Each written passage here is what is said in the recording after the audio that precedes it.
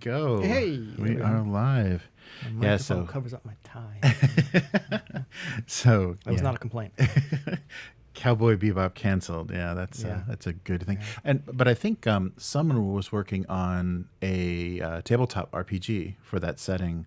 And I think they're going to be disappointed that the show isn't going to help them with sales. I mean, like, it's still popular. Yeah, it'll still be popular enough. Franchise, although it is not popular here at all. Really? Nobody. I haven't talked to a single Japanese anime fan that knows Cowboy Bebop. They're like, "What are you talking about?" So Adult Swim, or whatever that was in the U.S. that played like midnight anime, they did a lot to popularize stuff that nobody would have found otherwise, because it wouldn't be easy to find in Japan. So yeah. Well, I mean, I don't watch anime anymore. I frankly can't stand the stuff. But like when I used to rent VHS cassettes from Blockbuster Video or Suncoast Video, back then, I'm like, oh, well, I guess I'm ending this series because you only got tapes 1 through 5 and then 15. Like, what the fuck?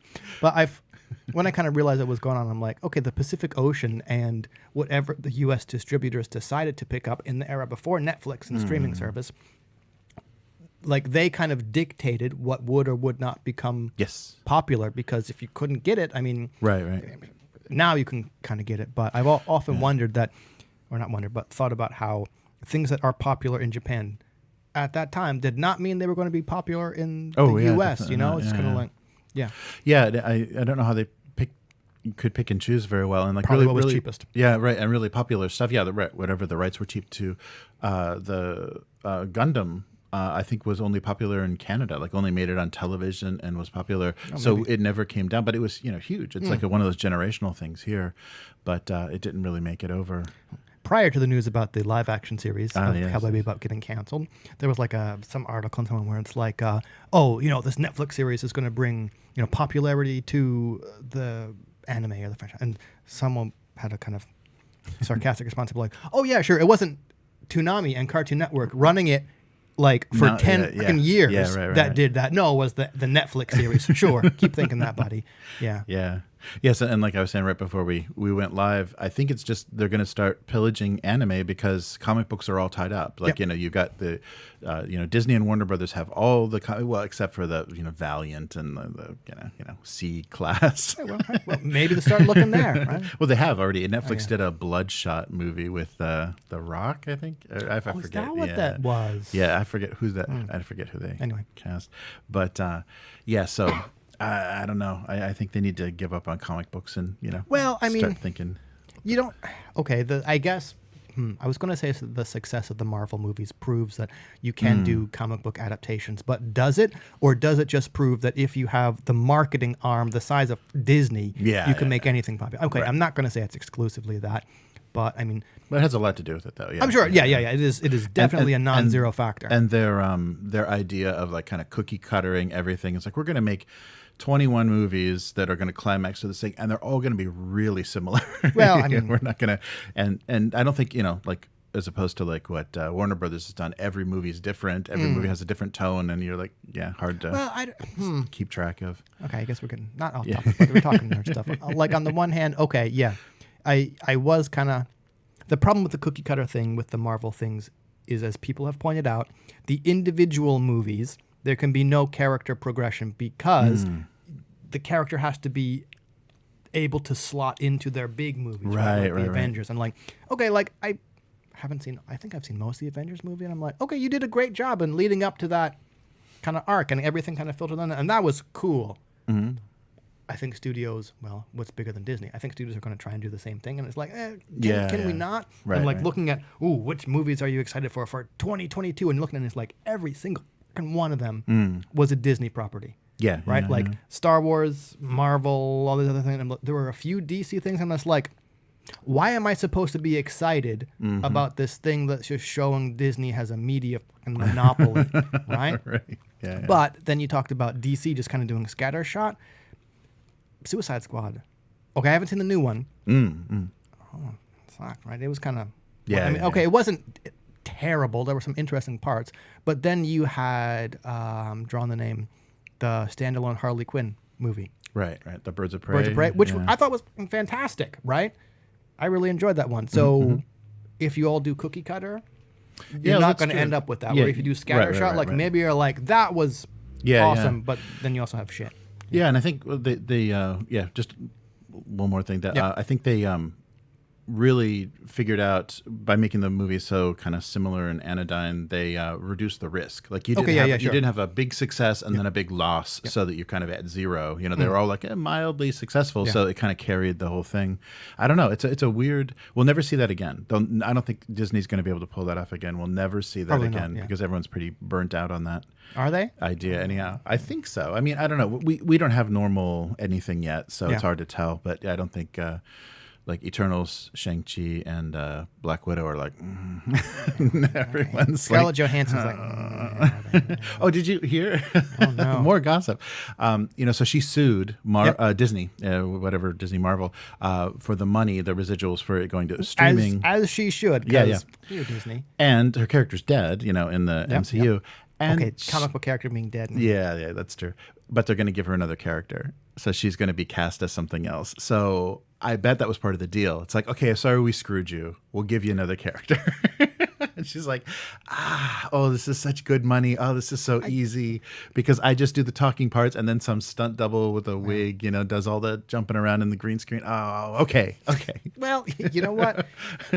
Okay, I can't fault people for wanting to make a buck. I mean, like, I can say, like, I don't approve of your choices, but I got to... Anyway, bye. Well, yeah, and she's like, definitely commanding, definitely decent money now. So why let that end? And she still does indie stuff. Like I just watched Jojo Rabbit. Yeah, she was great in that. Oh, right. Okay. Yeah. Yep. So good stuff. Yeah. Kind of the comedy version of Tin Drum, if you if you want to watch a funny haha Nazi parody. All right, but so let's do this. Cool. I think we're all set. So hello in the chat. Oh, hey, Chicago Chris is in the chat again this week. And hey, Hypno, how's it going? And Crispin, good to see you. And Matt gave us a tip for a story. So I like I said, nothing's going on this week. Actually. Last minute. Nice. Yeah. So that was good to see. Oh, very cool. All right. So let's do this. I'll sit up straight then. Welcome to the Weekly. I'm Jeremy. I'm Chris.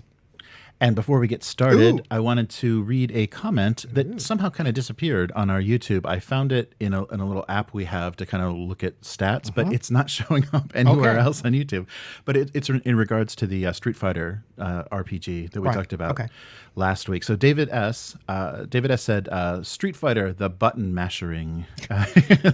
That's more, that would be more World of Darkness. So he said, we played this quite a bit back in the late 90s. The game simplified the skills so they could go all in on the fighting styles. The game played something like a cross between G.I. Joe, Bloodsport, and a lot of canon films, from the 80s kind of style. Acknowledging this world of martial arts wackiness, but in this pseudo-modern world like the Chandelou standing in for Cobra of G.I. Joe.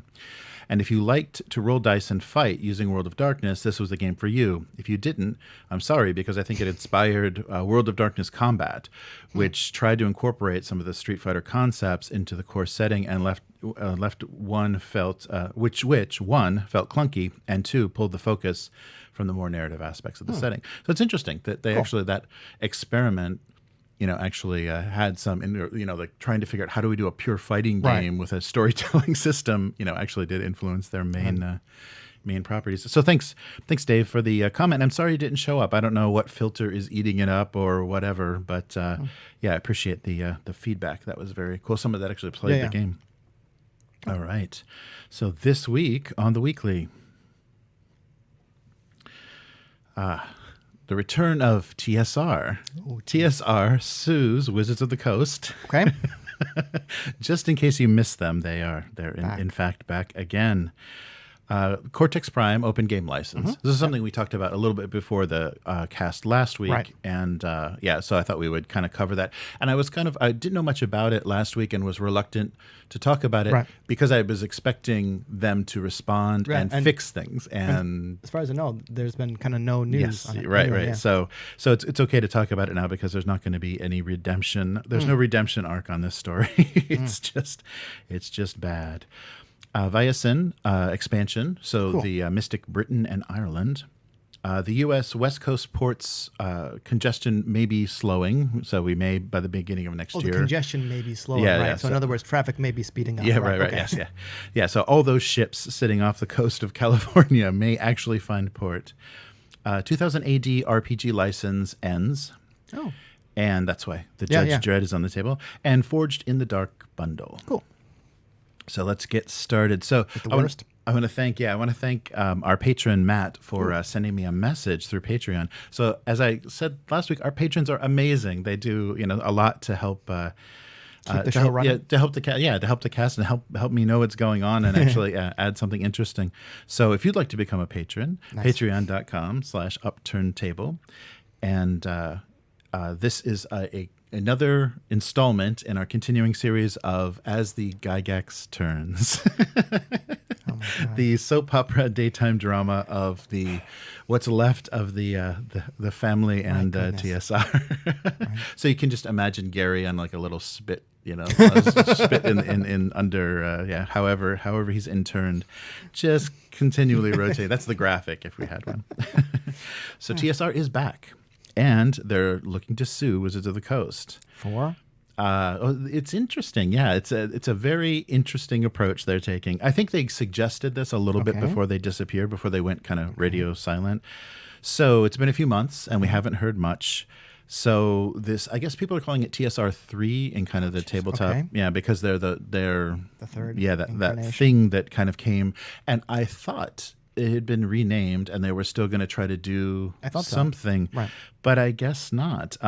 It's an Indiegogo that is kind of bringing attention to this again and kind of showing that it still exists. So Stop Wizards of the Coast is the campaign that they're raising funds for. Okay. And as you remember, it was a very kind of rapid fire, like they appeared and then they were claiming they had support from previous creators and illustrators. They're back and they're going to do all of this amazing stuff. And then they started insulting people on Twitter. And then they got banned from every major tabletop convention and then just kind of disappeared. As you would expect to happen, but no, apparently they're back. Oh, right. So the company, operated by Ernie Gygax and Justin Lanasa, got itself banned, and but they are back. So it was so after that controversy, they split it into two companies. Ernie Gygax and Steven Deinhardt were kind of the people working on that. And they deactivated their Twitter after people reacted badly. But this Indiegogo campaign, I believe Justin is doing the video, is like doing the spokesperson. So they are seeking a trademark declaratory judgment of ownership against Wizards of the Coast, right? So the text on the Indiegogo, I wish we could play the video because it's pretty entertaining, but the text from the Indiegogo says, "Become a champion of TSR and support TSR's campaign against Wizards of the Coast. TSR is taking a stand against Wizards of the Coast, and its wrongful bullying of TSR, our trademarks, and its public libeling and slander of all those who helped create TSR-based Dungeons & Dragons and products. Wizards of the Coast has continually bullied TSR regarding TSR's legally owned trademarks. Wizards of the Coast has refused to answer all TSR's repeated requests that they show any proof of their claims. Wizards of the Coast, this is very repetitive, has vast resources behind them and is implying to bring them to bear down on TSR." So anyhow, they are what they are basically saying that where most of this like libel and slander is coming from is there is legacy content available that has a disclaimer on it. And this disclaimer is the basis for the libel. And just if you remember, we talked about when this disclaimer kind of went up on a lot of the old products like the Oriental Adventures and stuff. And the text of this disclaimer was, "We recognize that some of the legacy content available on this website does not reflect the values of Dungeons & Dragons franchise today. Some older content may reflect ethnic, racial, gender prejudice that were commonplace in American society at the time. These depictions were wrong then and are wrong today." So that was, basically the wording of that. So that's what they're claiming is defaming and insulting so the two claims, the libel and slander, are saying that the older content is prejudice and has somehow divided the community, the tabletop community. Sure. And so they are seeking to raise funds for the legal action and kind of forcing Wizards of the Coast to show them the proof that they actually own these trademarks. Sure okay, two things. Two things. So well, libel and slander, I think yeah. One is written and one is right. But like the thing is like, yeah. Okay, it's that disclaimer that says, you know what, some of these things, yeah, product of their time, which is not an excuse, but okay, we probably shouldn't have done them, but and so we're kind of okay. Be aware of that. Unless you're a giant asshole, which I'm not saying is wrong, right? How do you want to go? Yeah, you shouldn't say that. Yeah, I don't know. I don't know how the wording of that is not. Yeah, I don't think it's going to come anywhere near damaging or defaming the properties. Yeah, I don't know. I don't know how. Also, is that the hill you really want to like yeah, plant exactly. your flag and be like? Exactly. Yeah. The video that's on the Indiegogo goes hard, and I think they kind of started to do that before they disappeared the last time. Goes hard with, these are artists that created art, and you can't judge it, and we want the world to be open, and all this art cannot be it. So they're really going into like, I guess, like First Amendment or like creative freedom or whatever that the angle is what they're trying to get people to donate for. Wow. Yeah. Okay. And they're doing it. Well, I haven't looked at the Indiegogo platform in a while. I didn't think you could, if it was like Kickstarter, I didn't think you could raise funds for like a cause or whatever. I thought you had to develop a, yeah. Anyway, like I'm just kind of wondering why it's not like, GoFundMe. Right. Anyway, whatever. Yeah, so it's so maybe that's why they named it a project. That's okay, why it's, sure, yeah, sure. We'll give you some stuff along with this thing if you give us your money. Yeah, right. Sure. Yeah, so they want to open the possibility for the producers and players of these legacy products that faced ridicule and are facing labels such as bigot, racist, misogynist, and worse, cyber and physical attacks. So that's what they're going to fight against.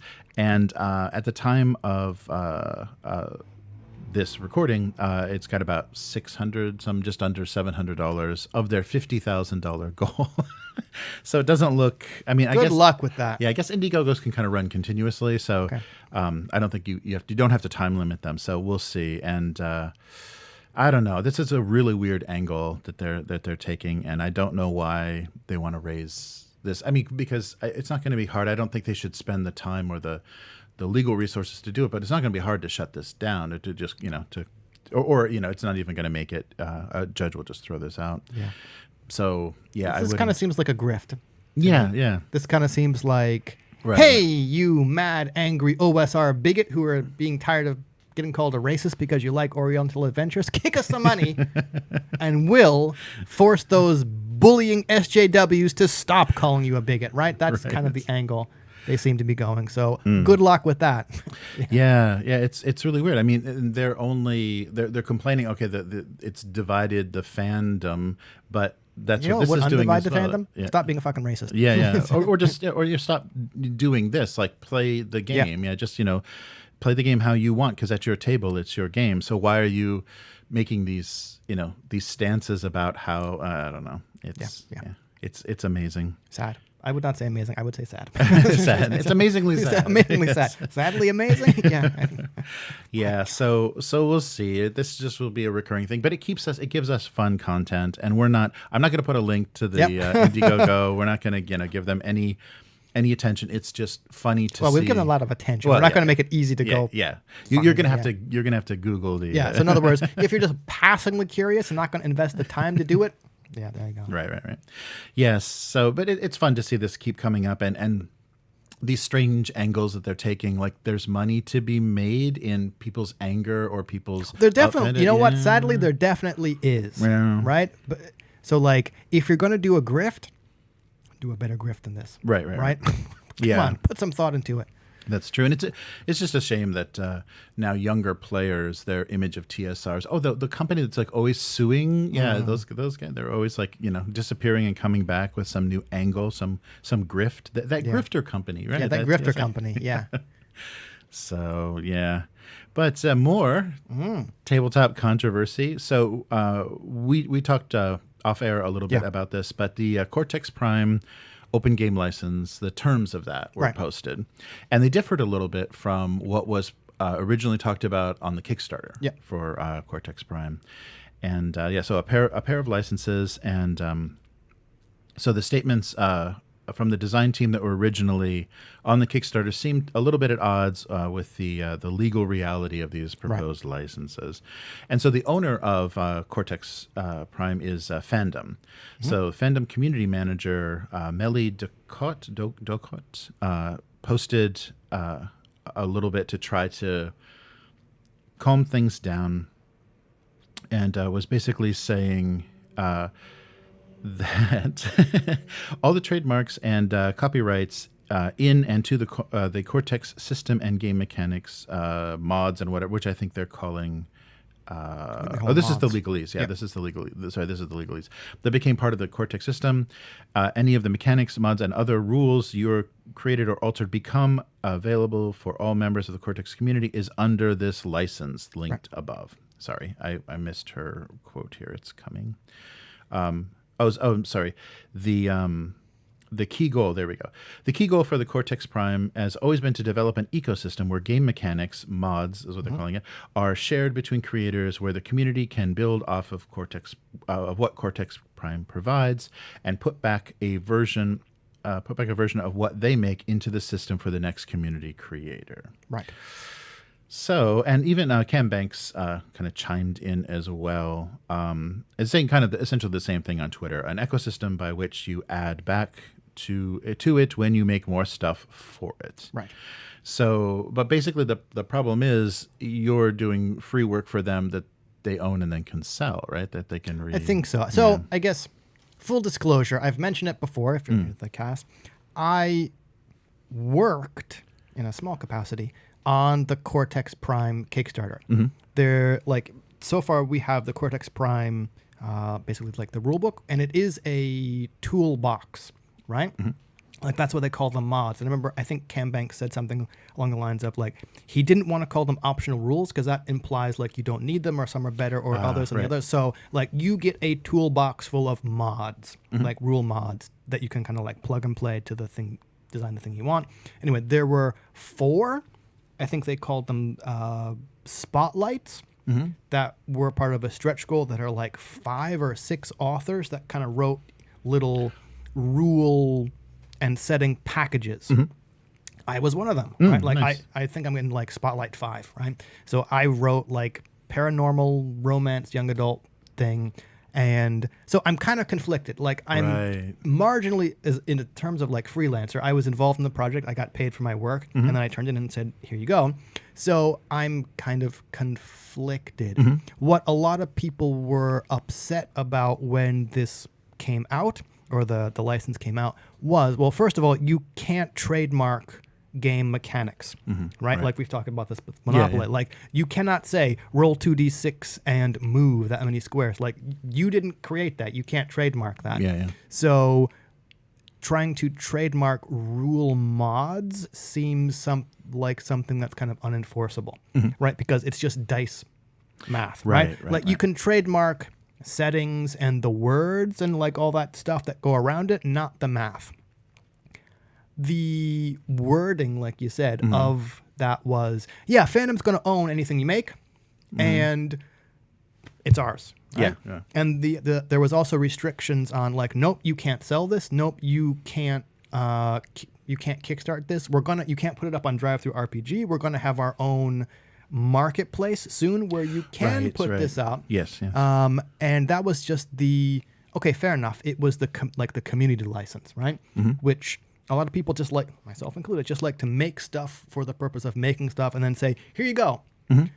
The other big problem people pointed out was the implicit, I think is the word, nature of the contract, where at the beginning it said, if you use Cortex Prime, you automatically agree to this.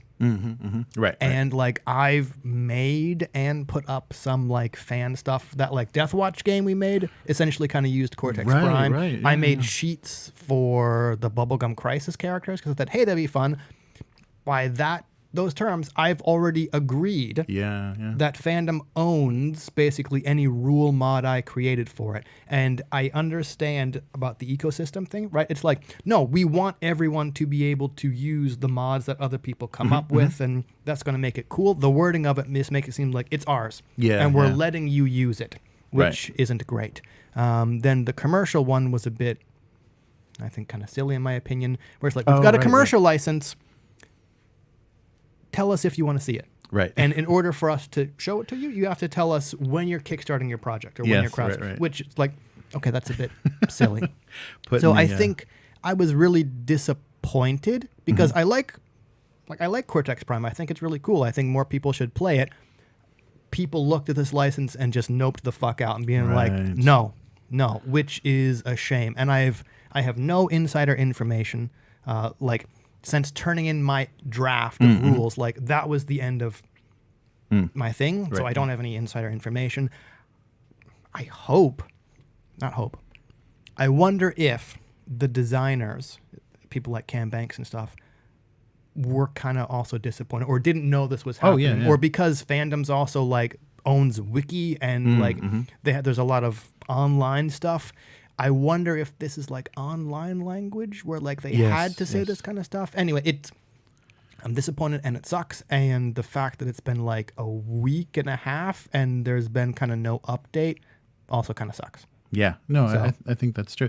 And it's difficult because I think they've got, they recently have licenses for a couple of big IPs. And I think that's probably, both we're writing a license basically for software, and then we have these big IPs.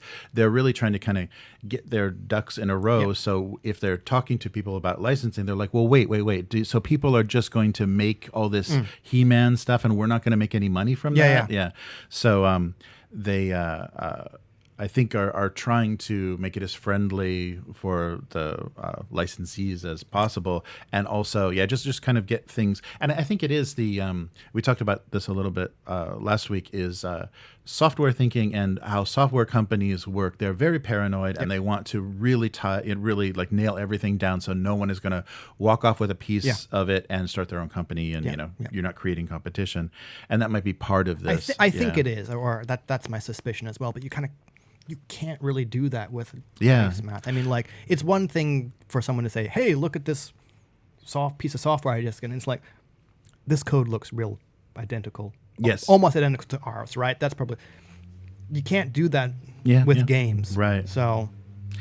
Yeah. So the two IPs were Tales of Xadia, the Dragon Prince, and the Legends of Grayskull are going to be both Cortex Prime. Yep. And so, you can develop, on a system, for a system that actually has some big IPs now tied to it. Like I said, I was real like, okay, haven't watched. I've tried watching those, and Dragon Prince really wasn't to my taste. But like, they seem really popular, so I was real excited when these came out because here's a system I really like and think more people should play that just got like two big IPs and are going to get more people into it. And anecdotal evidence, when this license dropped, a lot of people said, haha, nope. And I really think it's going to chase people away. Yeah. Right? So I'm real disappointed about that. Yeah. So that's too bad. We'll see. And I was expecting that, kind of why I was waiting. I was doing a little bit of wait and see on the story to see if there'd be some turnaround, or they'd explain, they'd clarify, or they'd re-release another agreement that kind of made it help people understand. And as a kind of indie game developer, they do have to be more sensitive to people that support, that community support makes or breaks. True, but they're all like being owned by fandom now. Yeah, that and takes like the capitalist hellscape we all live in. Right. You got to talk nice if you want to keep your job. Right. So I have absolutely no problem with anything people are saying because, right? Yeah, that's true. And we were talking about that a little bit with the studio that's doing the Avatar Legends. Oh, Magpie Games. Yeah. So that's a bigger thing than they've ever had before. So that may actually change how they deal, with their community as well. Because hey, we're in the big leagues now. You can't. I don't think you. You can't make that much money and not be affected. Yeah, that's true. Yeah, because they're probably gonna, if they pull this off well, if none of the logistics or anything get in the way, they fulfill the game, everybody likes it, it's successful. They're going to be looking for that next big IP. So I guess as far as I know, like when it was Kickstarted like in 2017, so it's been a while. Oh wow. Yeah. Like because I think then the Cortex Prime thing was Kickstarted in 2017. And I had no problem with that. It's like, hey, I got to work on it. But at that time, Cortex prior to that, was owned by Margaret Weis Games, which produced games like Leverage or Battlestar Galactica. Cam Banks, as far as I know, designed it. And the system kind of reverted back to him, which is why it got Kickstarted, right? I see, yeah. It's kind of like, I won't be able to make this book without Kickstarter. Yes. It was successfully kickstarted. Then stuff was happening behind screen, and then it was a kind of surprise. We're now got support by fandom, and there's going to be online development. I'm like, cool, that's awesome. I guess being owned by fandom now means a lot more stuff, as you would expect. right? Yeah, that's true. But that's also why neither the Dragon Prince nor Math Legends of Grayskull were kickstarted. It's like, we have this money now. We can kind of do this. So, yeah. Yeah, so we'll have to see. We'll have to see what this actually means, and it'd be a shame if it hurts the system, hurts the popularity. It does, because of the I'm system. actually like, there'd be I started working on like a Judge Dredd kind of thing. Yeah. Powered by Cortex Prime and like all these settings and stuff I want to play. I'm like, this is a great system, and now I'm just like, I kind of actually don't want to do it on stream. Yeah. Or do it, and I kind of can't release anything even for free because that contract means it's owned by fandom. So, yeah. Yeah, that's too bad. Any happy news this week? No, well, are you getting tired of the Mythic North? Are you looking to leave the Mythic North? If you are, I've got some good news for you. Okay, let's hear this. You can set sail for the mist-shrouded isles of Mythic Britain and Ireland. So that's kind of good news. Yeah. So Free League has a new Kickstarter, and this is actually a pretty short-term one. I think like 15 days. Because I think they kind of know the popularity. Yeah, they know what to anticipate, and it's just for 2 books.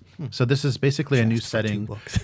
For an expansion and a new setting for Vaesen. So Vaesen, the you are investigators searching for folklore monsters, kind of cryptids in Scandinavia. Cool. So it's 19th century. Investigators, part of the society, and very similar.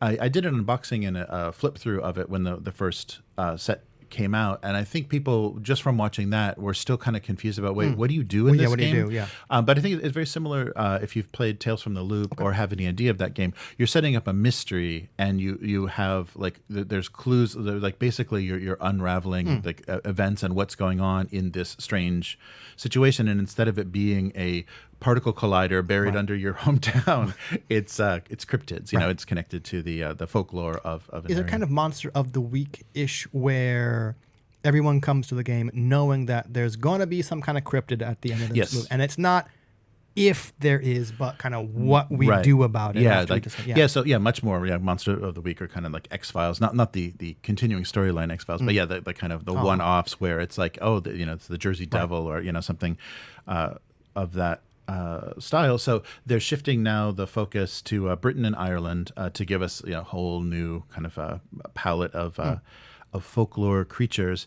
But the one thing that's happening, so that setting is coming out, and the other book is going to be a campaign book of 4 adventures. Okay, cool. And most of those do still take place in Scandinavia, but they're giving you a conversion to let you like slot in the kind of Celtic or British monsters. So it's funny, and this is the thing that I've noticed with Free League that they keep doing. They did like with Twilight 2000 or Tales from the Loop. That's like, okay, we're a Scandinavian company, we're a Swedish company, we're doing this setting in Sweden. But if you don't like Sweden, then we'll give you an alternative. Or we'll take the original Poland setting of Twilight 2000, and we also set it in Scandinavia. So it's funny that they're always like, okay, I guess we better give you an option just in case. Well, I don't know why they keep doing that, but it doesn't seem necessary. That should be their thing. That should be their flavor. Well, I suppose. I mean, maybe it's. I kind of respect them for sticking to Scandinavia. Because like in this era of, not era, but like, okay, sensitivity readers and giving writers of a culture ability to write about that culture Yeah, or place is important. Oh, yeah. So Felix is going, okay, we're Scandinavian. We're going to write about Scandinavian. Okay, I respect that. But at the same time, like even for me, like all these games I want to run, like that All for One, Regime Diabolique, right? The French Musketeers horror mashup. I don't know anything about France, right? And it's actually a little bit daunting to have to be the knowledge of the world that the characters have, where it's like, is this thing here? It's like, bro, I don't know, right? So I can totally see people going, love the game, love the setting. I'm a little iffy on running it in Scandinavia. Right. You got an option where I can kind of do the same thing, but in an area I'm familiar with. Yeah, So no, that's a good point. Yeah. It's interesting. And if you don't know this game, it's similar to Tales from the Loop. It's a tabletop RPG that's inspired by an art book. Right. It's basically an illustrator. Yeah. So Johan Egerkrantz did the original Vaesen collection of Scandinavian, folklore monsters, and that inspired the same way Tales from the Loop that inspired them to create a game around it. So I think that's pretty cool. Yeah, definitely. And there'll be more amazing art, produced for this. And as well, they also did a kind of an incentive, an early pledge incentive. I think if you pledged in the first 24 hours, you got an art print of one of the things. And they always have art prints and things available. Cool. And the thing that I like about, and this game more than Tales from the Loop, is the actual book he produced could be an artifact in the game. Yeah. Like you could actually hand it to the players and say, here, everything that's in this book. You don't know the stats, you don't know mechanically how these work, but this is what you know. Right. And I like that idea very much, that because the books are produced so nicely and so lushly, the cloth cover and everything, that it's very cool that you can have that at the table. So yeah. Also, bonus points. Your players won't go insane. This is from like handing them the Necronomicon. Here you go. Yeah, right. I don't know if I would. I don't know if you should open that, but so the contents of the books. So the first one that gives you the British setting explains the origins of the British society. So it's going to differ a little bit from. Because what they set up. Not British society, the society. Oh, you're right. That's capital S society. Right. A gazetteer for London, a guide to the mythology of mythic Britain. A chapter detailing a number of mythic beings, Vaesen, with their stats and background. The Old Meg, which was a mystery for the players in Gloucestershire, and then 2 other adventures. So 3 adventures based in that original book, and then another book of 4 brand new mysteries. And like I said, most of those are based in the Mythic North, but they can kind of be ported over and swapped around for Britain if you want to keep doing that. So The Dance of Death, Fireheart, The Devil on the Moor, and A Winter's Tale. And so similar, they did that with Tales of the Loop too. The book has 4 adventures and they're seasonal. Okay. So each one is like a winter, spring, summer, fall. That's pretty cool. But that's a neat idea. And once you're saying it's happening at this time, that gives you images of that season, and to tie that. I think that's a fun thing to do. And you can also order, of course, the original core rule book. In this Kickstarter, you can add that on, as well as a lot of the other things they offered, like the custom dice and the dice trays and cards and things. Like they produced all of that initially, and that's all still available. And usually, if you get it through the Kickstarter, just kind of a tip, the shipping is really cheap. Oh, nice. So if you bought it from their web store, you'd be paying specific shipping for that size of package. But usually, when you add things to Kickstarters, it doesn't change the shipping. Oh, wow. They already give you the shipping, and so you can throw in an alien RPG book or whatever, and nothing happens to the shipping. Wow. Yeah, so that's a nice way to pick up. You're paying basically full retail, but no shipping. Wow. Yeah. Nice. So so take a look, or keep an eye out for that. You've only got another maybe week from the time of recording. So take a look at that if you enjoyed that, or you're curious, or you are interested in that type of game but not Scandinavia, because then you'll have Great Britain. Cool. And more good news. Oh, yeah. The ports may be clearing. Ooh. So as you may know, there are, I think, 100+ ships sitting off the coast of California, just hanging out in the Pacific Ocean. Nautical.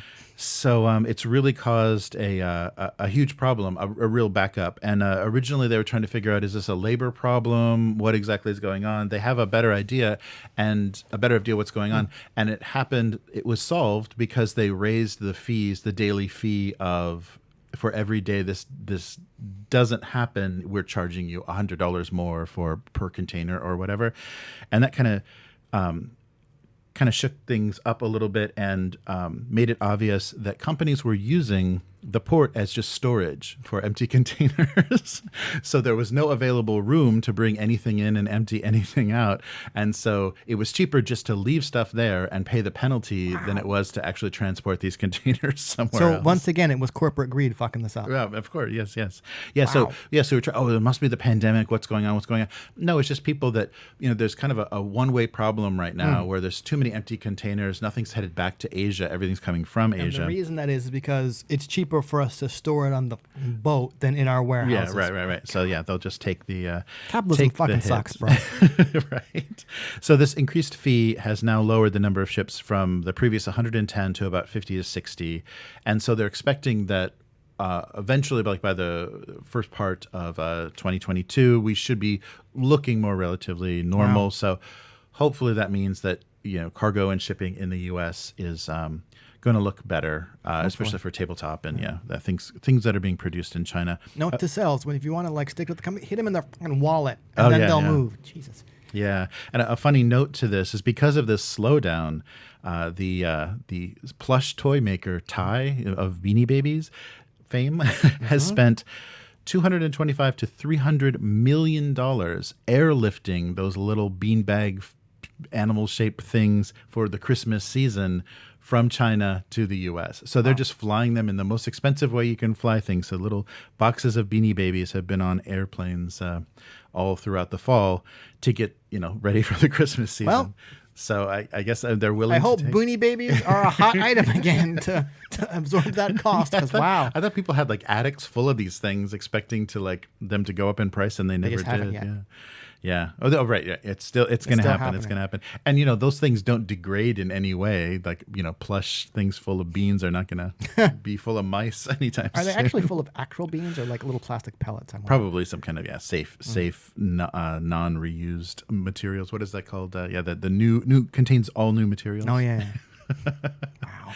But hopefully we're going to see things speed up a little bit because things are getting ridiculous. I've gotten Kickstarter notifications that have just said, our logistics company is just saying we have no idea when things are going to start shipping. And a disappointment along those lines is Return to Dark Tower screwed Asia because they're prioritizing for some reason they're prioritizing North America, and they're saying, the number of orders in Asia was too small, but it's instant. They don't have to put them on a ship. It's a very because it's produced here. Right. So you just put them in the mail.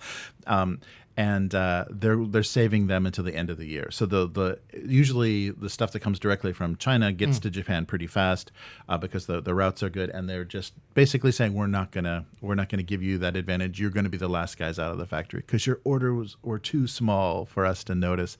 So that was odd. That was a little disappointing. Because I was hoping that was gonna happen this year, but it's going to be beginning of next year, if not later, depending on how far we get into February.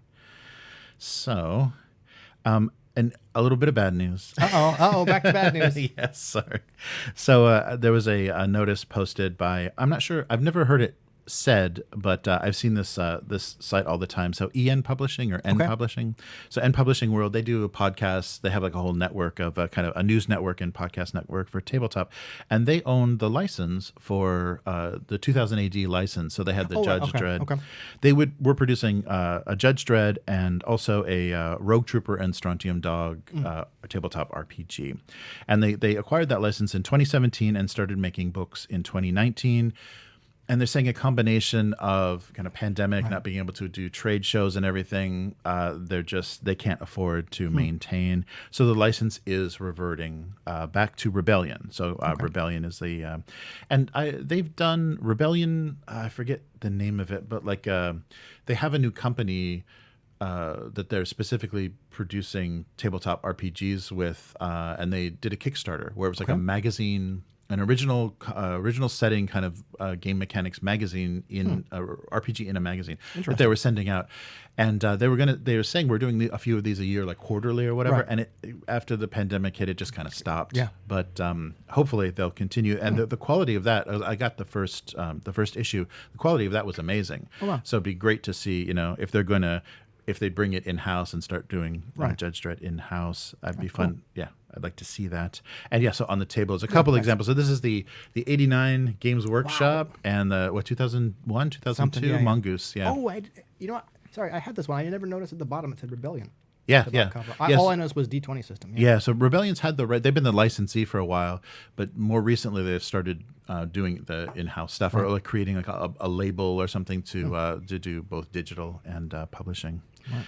Yeah, so we'll see. I mean, it's a great setting, and it's so funny. Like, Games Workshop had this IP, and and that was a huge, it was a huge inspiration for 40K. Like, it's exactly what the satire of 40K was, and they just moved so far. Could you imagine if Judge Dredd took itself as seriously as 40K does now?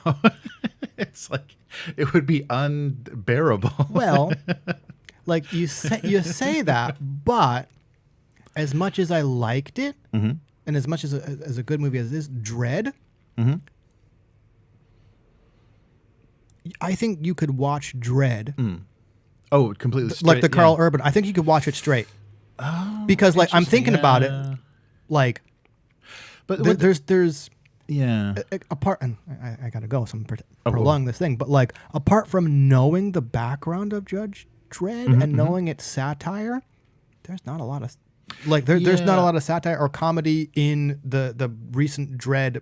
Yeah, movie. I think the level of the violence and the brutality, like the guy, the guy that they say get moving. Oh, and then the big glass door comes in. But like, I don't. I think we're kind of. Yeah. Oh, yeah. I think violence is kind of up to the point where just like you have to like Monty Python, Quentin Tarantino, just like spray it from a hose level of gore where you're like, the human body does not contain that much blood to go satire. So like, I like that movie, but thinking about it now, interesting. Yeah. I think it could be straight. That's sad. Yeah, but I agree with you. Like, imagine if Judge Dredd took itself as seriously as 40K. Like, it'd be like, it'd be like the deep. It'd be lore. Like the bad Punisher, right? Where people would be having like fucking thin blue line flags of Judge. I mean, I already do. Never mind. They already do, right? Anyway, whatever. Yeah. But the good thing about this is they are doing a flash sale and kind of clearing out everything that they have. So if you are interested, so the core rulebook: Strontium Dog, Rogue Trooper, Robot Wars, Luna 1, Cursed Earth.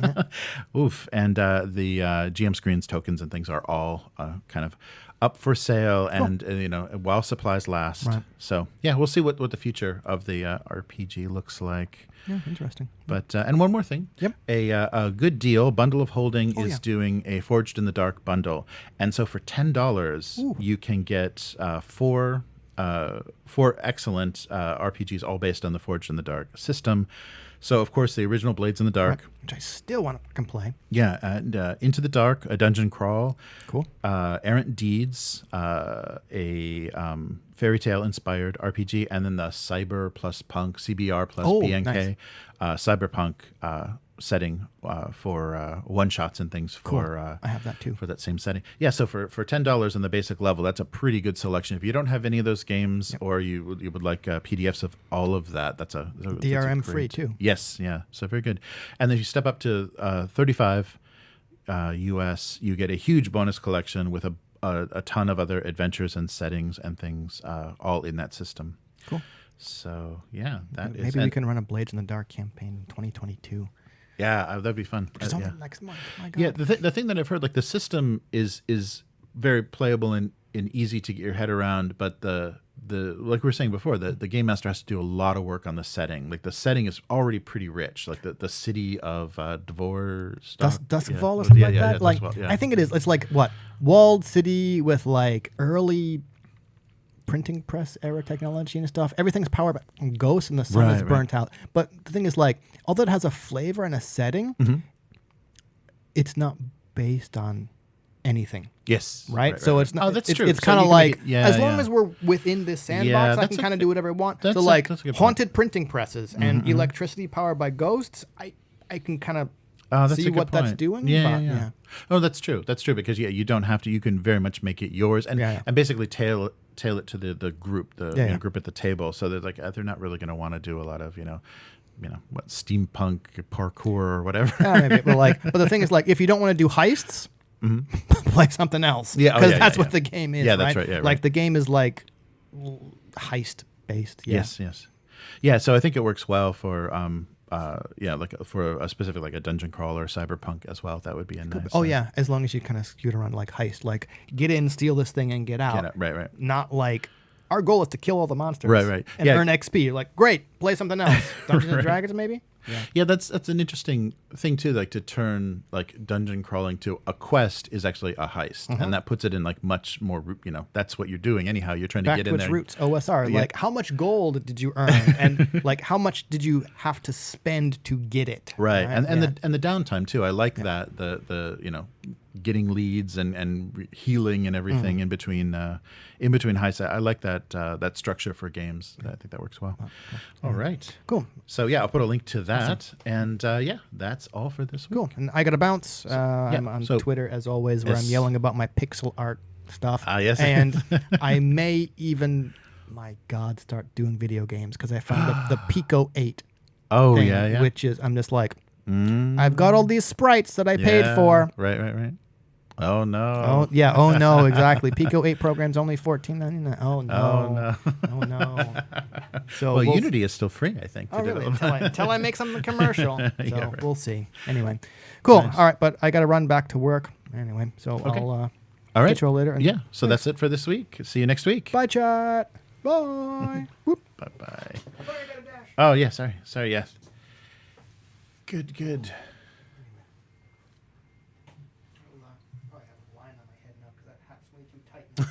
Oh no. Well, we gotta do something. Yeah, this month. Yeah, really. Oh, I forgot what it's called, but there's a new Frostgrave book out. I saw that. Yeah, vampires. And stuff like that. Yeah, nice. Cool. Yeah. We can go from the Lich Lord into or the Witch. Yeah, the Witch Lord. Into vampires. Nice. I'm gonna do something. I think the rest of my month is. Yeah, we'll see. Okay. The end of the month is. Right. All right. See you next week. All right. Let me switch over here just so we can bring the chat up, and hopefully that chat is working. Maybe. Yeah, I think so. Oh, there we go. Yeah. All right. So yeah, good to see everyone in the chat. Nice. Yes. Yeah. Wally mentioned we were talking about Marvel movies and the success of those huge budgets that they have, and like getting before the cast started, we're talking a little bit about the that repeated success, not huge success, but repeated success with the Marvel movies, so they didn't lose any money, and being able to have decent budgets on everything, and some of them making $1 billion didn't hurt at all. Yeah. Hey, Crispin, how's it going? Yeah, Dune. Yeah, Dune was excellent. Yeah, I really. We talked about that a few weeks ago. Yeah. Yeah, and Suicide Squad 2. Yeah, we were talking about the first one wasn't great, but yeah, the second one, because it's the Guardians of the Galaxy guy. It had a good sense of humor. Like it was actually, a Suicide Squad. Like you had massive. I think they had one character killed in the first movie, but this was like a bloodbath. So it lived up to its name much more. And the casting was good. Like they had like Sylvester Stallone's voicing the shark character, and everything was really good for that. But I don't know what's a better approach. So we were talking before about Marvel's very like cookie cutter. Everything's going to be not amazing, but adequate.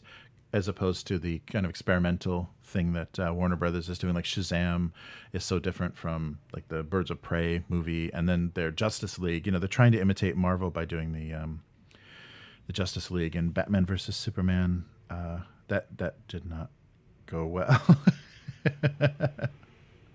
yeah, and so we just talked about if Dredd was taken seriously. Yeah, I think the Dredd movie, the Carl Urban Dredd movie, that's interesting. What Chris said though, that you could easily mistake that for a total straight take on criminal justice, and it's definitely dystopian, but it's not enough. It's not extreme enough. I don't know. Yeah, I don't know. And I guess it's just because it's that character, so it is extreme, and especially the I don't know, the city blocks. The kind of the insane way everyone's living, almost in like hive towers.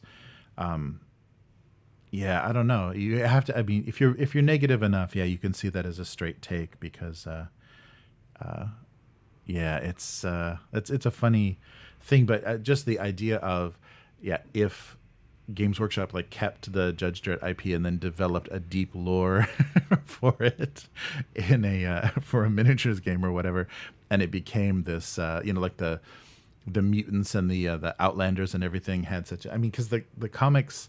I think there's a pretty. I haven't read like modern Judge Dredd. I've just read a lot of earlier stuff, but I know they've developed. The setting is very developed, but it's still, it still has that the satire. And it took me. I don't think I ever knew until I actually read the comics. And I assumed, like the Sylvester Stallone Judge Dredd, I assumed it was set in the U.S. because it was a Hollywood movie. It was a Hollywood production, and didn't ever really get that it was a British parody of American, the extreme version of American criminal justice. Like that's what America is going to look like in the future. And it was kind of like taking the piss out of the U.S. because cops carry guns and shoot people, and I thought that was a funny thing that never occurred to me that the whole time because I hadn't read the comics, because it wasn't very popular. Like it wasn't easy to get. I think it was released like smaller press companies released series and things, like reprints basically, so we didn't have like direct access to it. Whereas now though, like the collections, that's the nice thing, is that you can get both digital and physical copies of the old comics. But yeah, it's a funny thing. So it reminds me, I was wrong. Oh, this is Chris. Wally is saying I was wrong last week. Capcom part revived Street Fighter. Oh, the Street Fighter card game, not the tabletop RPG. Oh, interesting. And Matt says an Indiegogo campaign to fund spite. Very Seinfeld. Yeah, it is. It is almost becoming a bizarre parody of reality. It is really sad. Like the thing I said, like young people that have never known Dungeons and Dragons to be anything but Wizards of the Coast, and actually Wizards of the Coast has owned them for the longest of any company now. They are going to just say, oh, are those angry old men that are like, just trying to crowdfund their spite and anger and don't want people calling them names? Yeah, that's very funny. Hey Kyle, how's it going? Thanks for stopping by. Oh, nice. Yeah, we were talking about the Street Fighter tabletop earlier. Wow, so Kyle has the playtest docs from the Living Room Games, from the Living Room Games version. Oh, that's cool. Wow. Yeah, I wonder how Capcom. I guess they must be licensing stuff out, because they keep doing Resident Evil or like Biohazard movies and animation and stuff. So they must license. But I can't think of the last time I've seen no, board game though. That's right, because they did a Monster Hunter. They did a Monster Hunter board game. So yeah, they must be doing tabletop licenses as well. Oh, that's really cool. Playtest for Living Room Games. I'll have to take a look. I didn't know much about that. Earth 3 TSR. Oh yeah, 3. Yeah, right. TSR 3. Yeah, are using Indiegogo to fund the oh no, really? They're also using Indiegogo to fund an unlicensed Star Frontiers. That's right, because they were claiming in that first iteration of them, they were claiming Giant Lands and then Star Frontiers, but they are going to try to fund Star Frontiers unlicensed. Well, that'll be interesting to see, because that may actually stir the legal response from Wizards of the Coast if they do. Depending on what the sale was, what they own of, if it wasn't just Dungeons and Dragons, if it was everything kind of rolled up in TSR, that'll be interesting to see. Wow. Hey Sylvia, how's it going?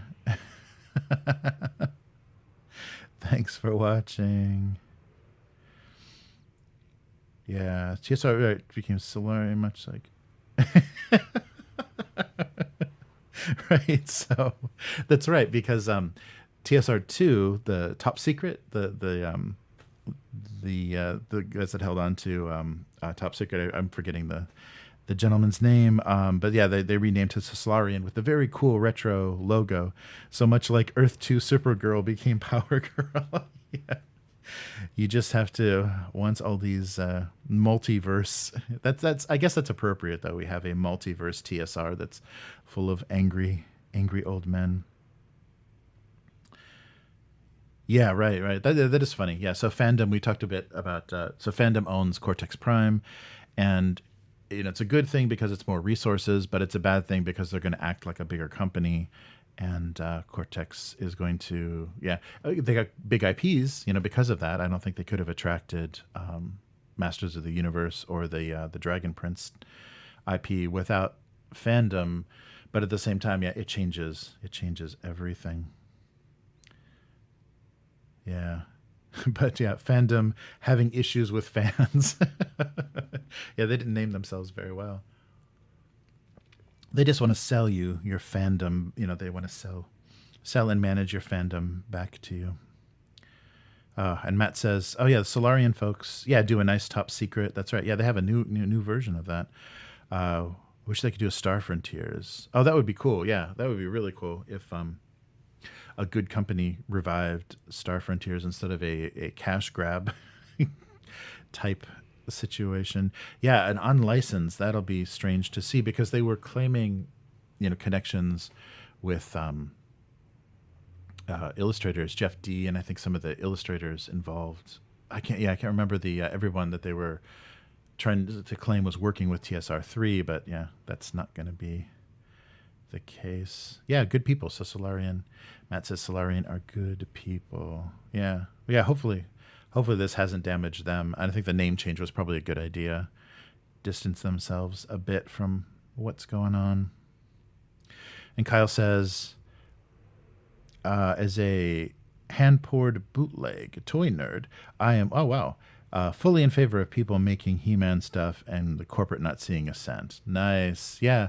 And I think if you do have people, mismanaging an IP you care about, that's what most people are going to resort to. And especially even if like the official whatever it's called, the Legends of Grayskull or whatever the game that they do, like there are going to be people developing things for it to play how they want to play it, and if they're unhappy with what the official version is anyhow. Oh, that's cool. A lot of ifs. I forget what we were talking about. If. Sorry, yeah. Wally said.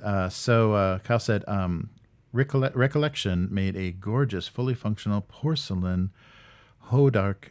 Oh, wow. Hordak slime pits. Oh, yeah, right. The original, a porcelain version. That's crazy. Yeah, I've seen a lot of, I think maybe before or just, in the midst of some of the revivals, but the kind of more boutique toy makers doing, reviving like old toy lines and doing toys that never had a toy line before. A lot of that stuff shows up at like San Diego Comic-Con and stuff. Wow. Yeah, slime. The old He-Man toys with slime. Or there's a lot of old toys that had slime in them. It must have been cheap to produce. And it doesn't come out of shag carpet, so that was great that they started selling that in the 70s. Nice. So Matt says, may need to do a news story about Fun Again messing with Free League's U.S. distribution lately. Ah, that's right. Yeah, that was the notice that I got when I was talking about someone had said that they had no clue about what was going on. Yeah, it was Fun Again. It was Fun Again, and it was from Free League, and I forget specifically what the two. But they were complaining about distribution in the U.S. for two of the Kickstarters, and it had really been delayed, and they got no answers, like no clear answer from Fun Again about what was going on. Yeah, I don't think I've had to deal with them because I haven't had anything shipped to the U.S. It's mostly I forget the Asian distributor. Yeah, I'll take a look at that again and see if there's any other details about that, because that really sucks because Free League does not. They need to be as competitive as possible, and if the distributor is going to make their make them look bad in their Kickstarters and delay things, because they'll blame Free League. I mean, as much as I don't think just from reading comment sections in Kickstarters, you get the idea. Some people have knee-jerk reactions and attack the people that are running the campaign right away. So I don't want Free League to take a lot of heat for something that's just a logistics problem or just some mismanagement. Yeah, it's a good point, Matt. I'll look up, I'll keep an eye on that, because I did get that notice. It was, it was just a general notice in email. Kyle says, Iron Circus' latest Smut Peddler finally arrived at their warehouse. Ah, nice. So, what system was that Dread game? Oh, the N-World. I'm guessing it was just a D20, like Mongoose was just the D20. I'm not sure. I had never seen. I was hoping, because Chris left this book here, and I was hoping this was the N publishing version, but this is a bit older previously. So Mongoose had a lot. They did, because Mongoose did a Rune Quest. And everything, so it's so funny. And now they did Paranoia. It's funny that how many rights for games have come through their house again. But I'm not sure. I'll have to double check. I didn't get a chance to look at their web store. Just got that notice that they lost the IP, or lost the license for that IP. Yeah, it may be D20. I'm not sure. I'm not sure if. What did I read? Yeah, I don't think I read specifically anything, because I don't think they have. I'm not sure if I don't think they have an original system themselves. But Crispin says, yeah, you don't need to know the lore to enjoy the movie. Yeah, no, that's true. Enjoy that movie. I think we're still talking about Dread. Yeah. That's true. And Miguel says, I want a Dwarf Fortress RPG. Oh, yeah. Nice. And like in the old Paranoia, like how the old Paranoia created sets of characters. Oh, interesting. Yeah. Dwarf Fortress. I'm surprised that, and who knows, kind of what the company structure. But yeah, that's been a long running PC RPG or PC game. Interesting. Yeah, I don't know much about the background. Nice.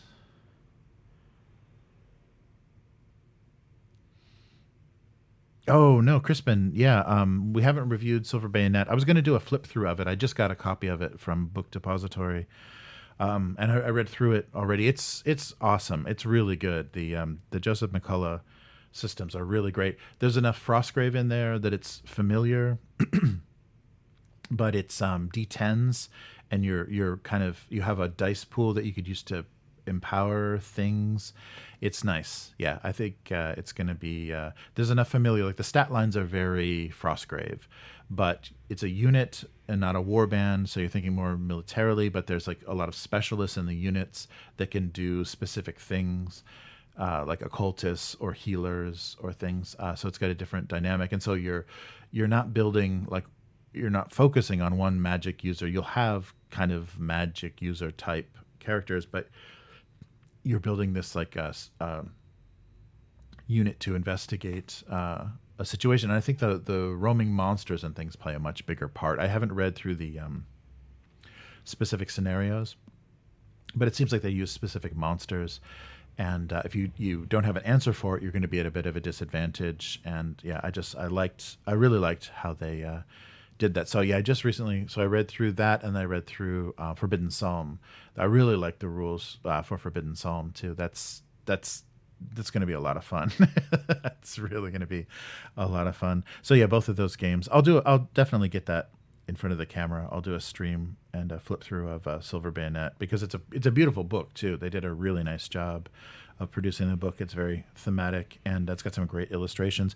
And North Star does already have two, I believe, like a British and a French unit of the metal miniatures, like they're like officially licensed metal miniatures that look good. They're very Frostgrave in the sculpting style, but they're nice. But I think the game like leans well towards like kind of kit bashing and customizing your own miniatures as well, because a lot of like fantasy like witch hunters, and I think those types of things would actually work well in there. That's really cool. Yeah, but Silver Bayonet will be coming up. There's so many great miniature games now. Yeah, Chris and I have to get on top of that and keep our Frostgrave campaign going. It's just been really hard lately. Yeah. But I want to do that. I'll do a flip through, and once we get it on the table, then do an actual review of Silver Bayonet. It looks great. And so Wally's asking, Dune or Blade Runner 2049? I think Dune. I didn't like I thought Blade Runner was beautiful, and there's some really ingenious kind of things. I loved the new Void Comp kind of test, the like little console on the wall that had to test. That was really weird. But a couple of characters I really hated in the Blade Runner, and I hated how they had to support both theories. Deckard was and wasn't a replicant kind of thing. I don't know. Yeah, and Chris really hates Blade Runner because a lot of the kind of women's issues, the idea of like reproduction validates the ability to reproduce, like validates a group of people and stuff. There's a lot of issues for that, but I thought it was. I mean, and Joy was an amazing character, but I really didn't like Love, the little assistant assassin of the not Tyrell, whatever the new corporation was. I really didn't like her character. I don't know what was going on with that. And Dune, I didn't have any problem with at all. It was just so beautiful. Yeah, it just wasn't enough. I would like to have seen both movies, both parts at the same time. I wanted the full thing, because the anticipation of what's going to happen to Paul, like when he kind of, after he takes the water of life, and, that's going to be amazing. And I really, really wanted to see that. So it was kind of, I can't think of it.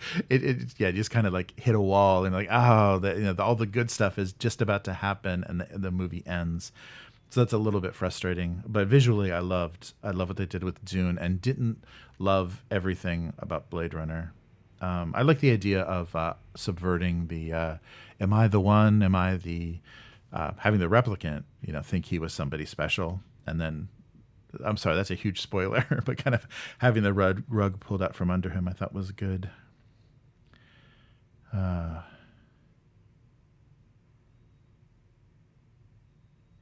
Yeah. So, so Crispin says, it seemed that the last Marvel movie, flopped. Yeah, Eternals. Yeah, that was really weird.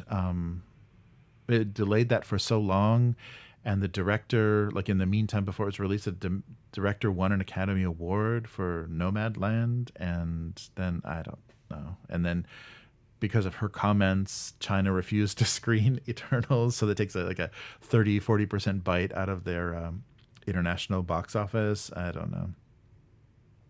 It's a mess. Yeah, I haven't watched Eternals, so I'll wait for it to show up on Disney Plus. Yeah, but I like Denis Villeneuve's directing. I really liked Enemy, and I love Sicario. I like his stuff a lot. I like his sensibility. Like, I kind of get what he's going for. And if you get a chance, I think it's GQ. Somebody interviewed him, and they did like spotlights on specific scenes. Like, he described his his thinking and motivation and strategy to depict certain scenes.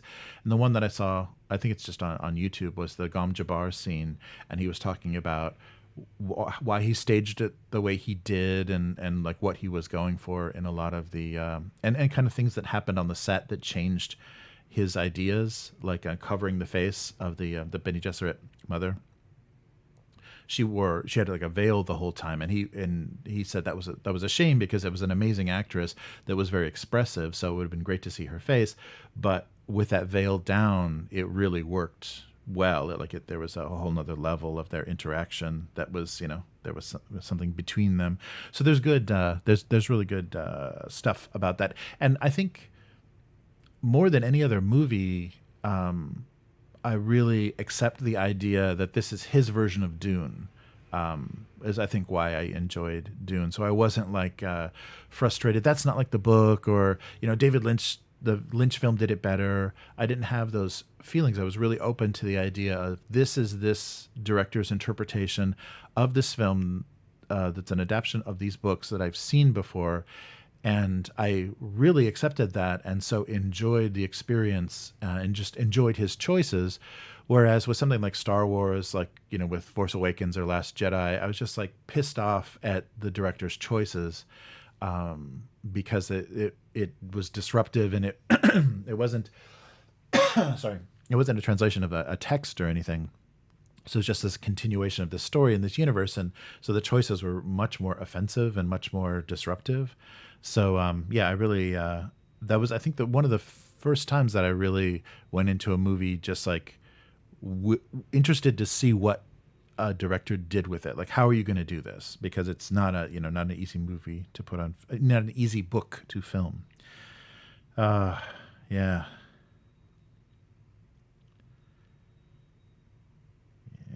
So Dredd. Yeah. Yeah. So yeah, I would recommend, don't watch the Sylvester Stallone Judge Dredd movie. That's really terrible. There's nothing like, there's no reason to, you want to see this, how they did this or whatever. There's nothing in that movie. And I get that movie confused so much with the other sci-fi dystopian movie he did, with the one with Wesley Snipes. Yeah, I get those confused all the time, because they're not, the characters are not even, there's not much differentiation. But the Dredd, just Dredd was good, and I hope there's supposedly there's going to be a TV series, like not a Judge Dredd TV series without Judge Dredd in it, but like they're naming it after like the city. But we'll see if that ever happens. So Kyle says, Judge Dredd is way less broad than the 2000 AD, but the commentary is there. Yeah, definitely. I think in that movie. And Matt says, I wish Dredd would get a sequel. Yeah. They got a sequel. They could have Up the Crazy, the Fatties. Yeah, definitely. and Judge Death. That would be really cool to see that done, like a more realistic take, like how the Carl Urban Dredd universe would handle Judge Death. That would be pretty cool. Yeah, that's cool.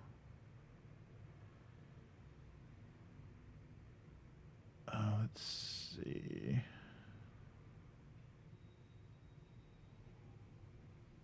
Oh, wow. So Kyle says the Living Room Games Street Fighter TTRPG was interesting because it had different systems depending on if you wanted to do Street Fighter 2 or Street Fighter Advanced style. Is it Advanced? Yeah. Oh, that's cool. Nice.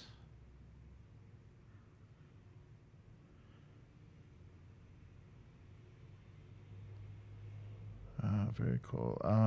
Let's see.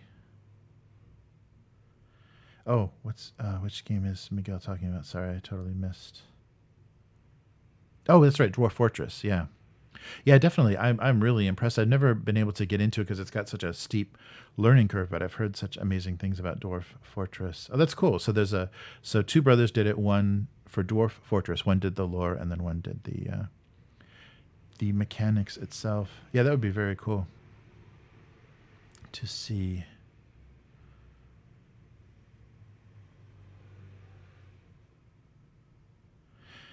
Kyle says I need to get the Mars up and running and pull some miniatures for. Oh yeah. Oh yeah, the for 3D printing. Yeah.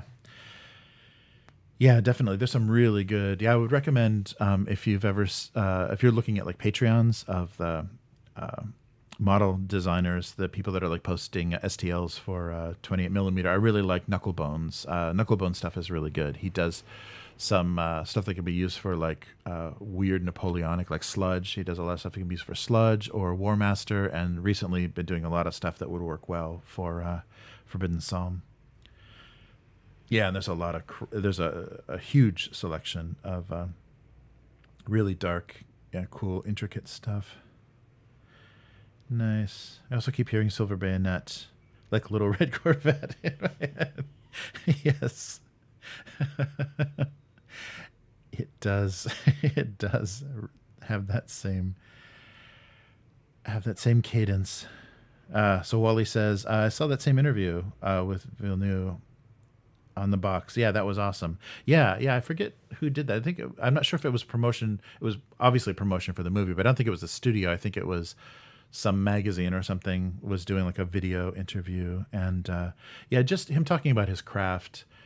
That's really interesting and exciting, and you understand, the things that vary from the book, are personal choices, like personal flavorings or personal, kind of prejudices or biases that he has that he puts into things, and I liked that a lot. I thought that was very interesting, and I liked the thing he said. I think in maybe some behind the scenes thing or whatever, is his final judgment, like the thing that he was trying to do with his version of Dune is just satisfy that 15-year-old kid that looked at the cover of that book and instantly saw that whole world, like without even reading the book, like, knowing what it was about and seeing the cover. And he wants to be able to satisfy that person's expectations and not really worry about an audience or anything else. And I think that's a really good way, especially creatively, to just have a vision and a voice in mind, and that be your standard instead of, and I'm sure he had a lot of, push and pull from the studio trying to do stuff.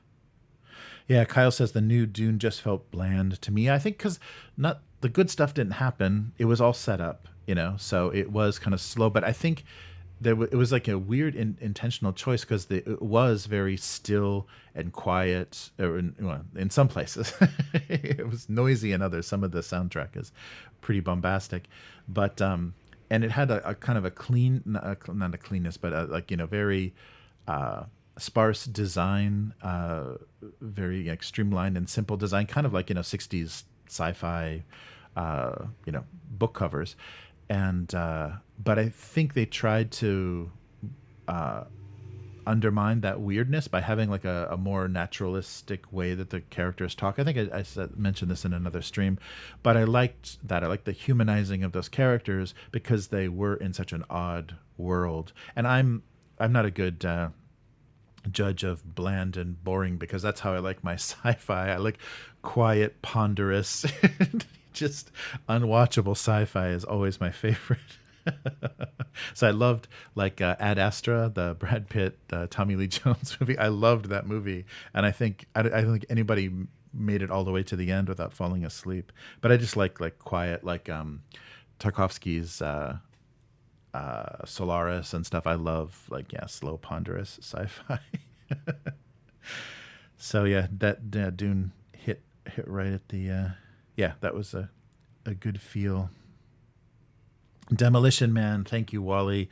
Yeah, Demolition Man and that Sylvester Stallone Judge Dredd are just like almost interchangeable. I have no idea like which characters are what they're trying to do, but that's Wally's guilty pleasure. Oh, nice.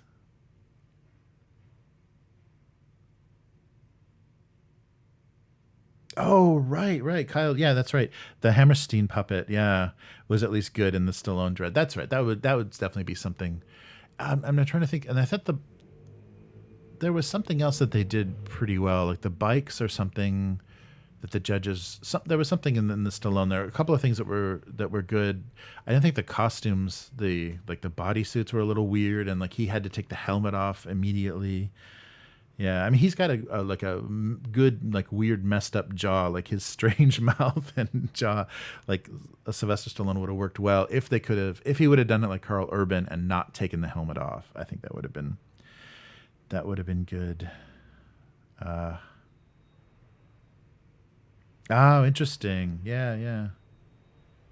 I see. Yeah, so the blandness was the thing. Yeah, and I wonder, and we're going to see more of that because he's going to have to show in part 2 of Dune. There's going to be a lot more of the details of the world, and yeah, that's interesting. I'm curious if we know it's going to get made, but we'll see what happens. Yeah, I want to see more of like how the combat and everything's going to go, like the larger scale combat. We got that image of it, like Paul had the vision of that fighting, but yeah, I'm curious about how all of that is going to look, because all the good stuff is going to happen and all the real weird transformational stuff.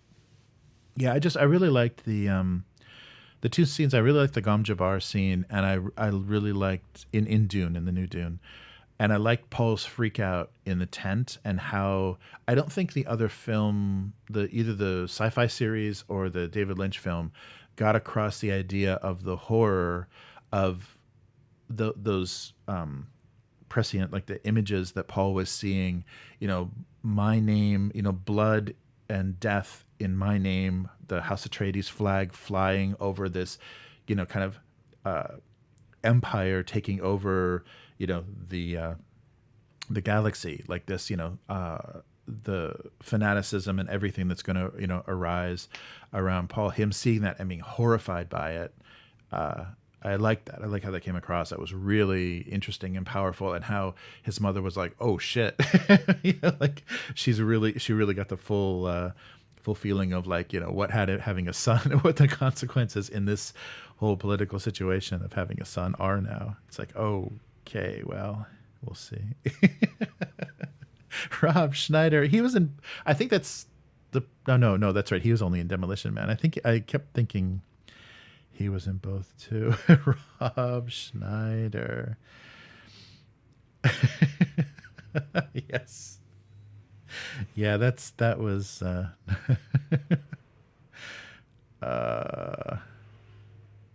oh really? The sound design. I'll have to pay attention to that. The sound design in the Stallone Dread. Oh, interesting. Yeah. I don't think I ever noticed that before. Yeah, that's always on streaming somewhere, so I'm sure I can find it.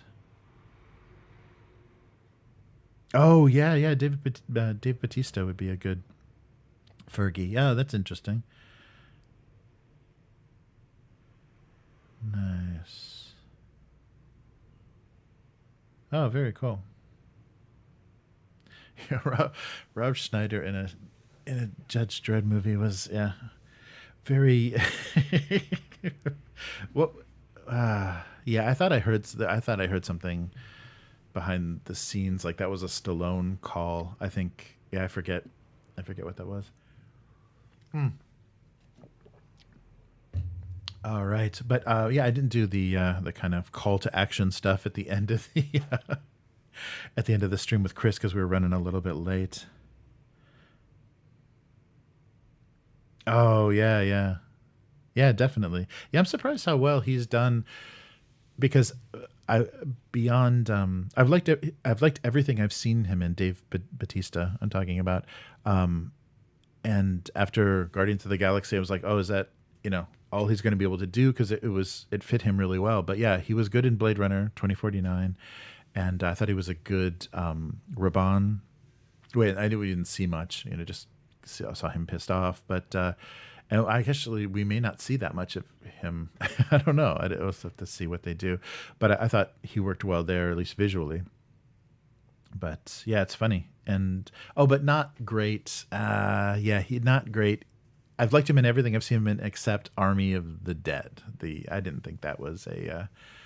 He was fine, but that movie was so terrible. I don't. Yeah, he. There was nothing. There was nothing for him to do. No way to get out of that. Oh, nice. But yeah, so like the excellent Matt and Orcus, who I don't think is in the chat this week, but yeah, so please consider becoming a patron to help us keep doing what we're doing, and that's patreon.com/upturntable. And this is available on the Patreon. The audio for this will be sweetened up and available on the Patreon RSS feed. And otherwise, please like this video if you enjoyed watching the stream, and please always jump in the chat and react to anything that you hear us discussing. Chris has to take off a little early, so I'll cover the chat at the end of every one of the live streams. But yeah, it's a fun way to get feedback from you guys and kind of hear what topics you enjoyed and what what is not that interesting in the live stream. And upturntable.com is the website for everything. You can subscribe to the podcast from there, see everything on the YouTube and just everything that we've posted so far. And then on all social media, Upturn Table. So this will be archived, this live stream, on both YouTube and Twitch. And we do this every week at this time on Chris's lunch break. And nice. Oh, interesting. Yeah. Rogue Trooper. That's the game. I was watching somebody talk about the video game that they did for Rogue Trooper. But yeah, that would be a cool, because that's got a lot of good satire in it too, like kind of Vietnam vet kind of stuff in it, or war veteran kind of stuff. I think that would be a good, that would be a really cool show to see. But I don't know. Yeah, I don't know. Netflix tends to subvert certain things, although Arcane is surprisingly good. I have no love for League of Legends, but yeah, Arcane is surprisingly good. If you want a recommendation for Netflix, watch Arcane, the French studio that did that animation. That's just amazing. But yeah, thanks everyone for joining, and we'll be back again next week. Appreciate the tip, Matt. Thank you so much for let me know about the TSR Indiegogo. That was a fun thing to talk about. Hey, Wally, thank you for the sub. my audio didn't work. That's weird. But yeah, thanks for the sub, Wally. And now you will be notified when we are on. When we're on, yes, and Cowboy Bebop, yes, Miguel. We were just talking about that at the beginning before we got started. Cowboy Bebop is canceled, and it should be. It was a monstrosity. It was such a bad idea. I don't know what their take or what they were thinking. It was almost like it was the anime filtered through like the aesthetics of like, Adam West Batman or the Green Hornet or whatever. It was so strangely staged, and I think a lot of people like said it looks like a community theater production of Cowboy Bebop, or like, it wasn't even good cosplay. That was the thing that was so depressing about that show. Abomination, yes. Yeah, I'm glad to see that go. I don't think they ever should have touched that. It's a shame that they got the rights to that. Damn. But yeah, thanks for the sub, Wally, and we'll be back again next week. So everybody take care, and we'll do this again. Good to see everyone in the chat. All right. See you soon. Goodbye.